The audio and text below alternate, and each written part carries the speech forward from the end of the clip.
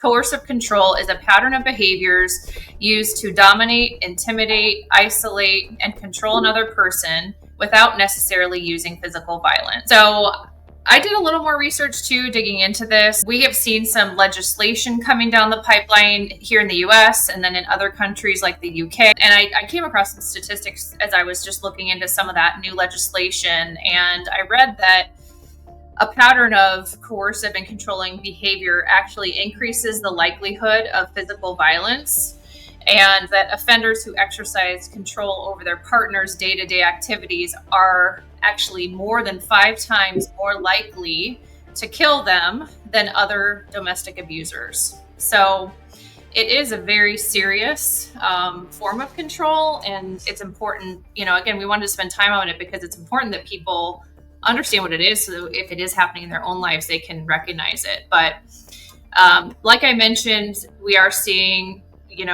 legislate laws, things coming up in the US where laws are being passed that include explicit references to coercive control. I think you said there's 5 states in total now that have passed some sort of legislation around this. And these laws are designed to address the damage that's inflicted apart from physical violence. So people often think of domestic violence as being physical violence, but there is this other form of abuse that is very damaging, if not more so damaging.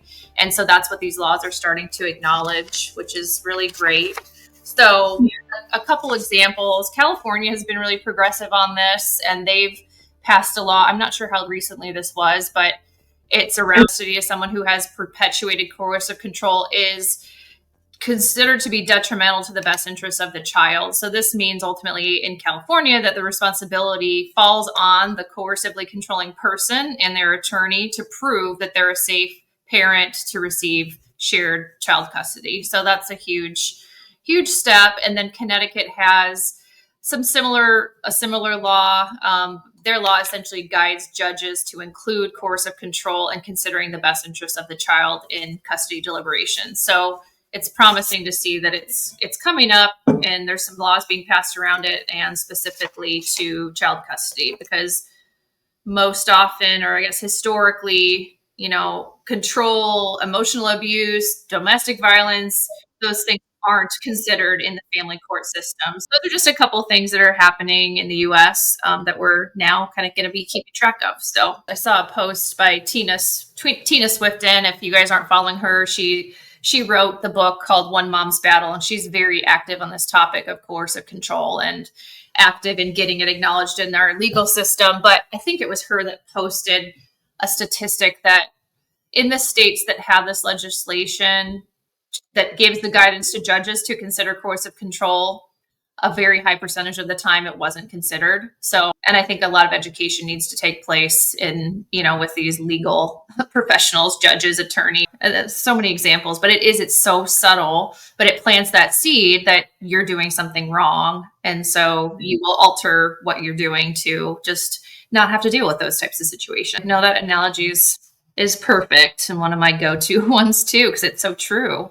It's a very gradual build. It doesn't just happen overnight. And when I first started researching coercive control, I was trying to understand the connection between narcissistic abuse and coercive control. And it makes complete sense now that I've read through it. But essentially, coercive control is kind of what's behind narcissistic abuse, because abuse, one of their main motivators is to have power and control in their relationship. Since I work with a lot of narcissistic abuse survivors, I see examples of this constantly. I've had clients who have found that they are being monitored, whether it's, they know their partner knows their email password, so they're monitoring their emails, or they log into their iPhone somehow and they can see all their text messages. I had a client who found an AirTag on her car that was tracking, her movements. So that tracking, monitoring, I see that quite often. The isolation is typically something my clients are experiencing, whether it's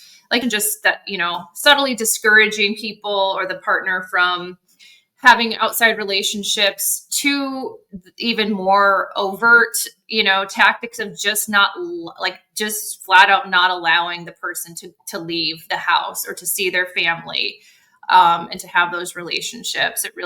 I've seen kind of the full spectrum of that. Controlling finances, not allowing someone to even open the mail that arrives at the house. I've seen that. Making threats about child custody. If you leave me, I'll make your life hell, or if you leave me, I'll make sure you never see the kids again. All of these things are examples I've seen, and ultimately are what make it really difficult for people to leave. So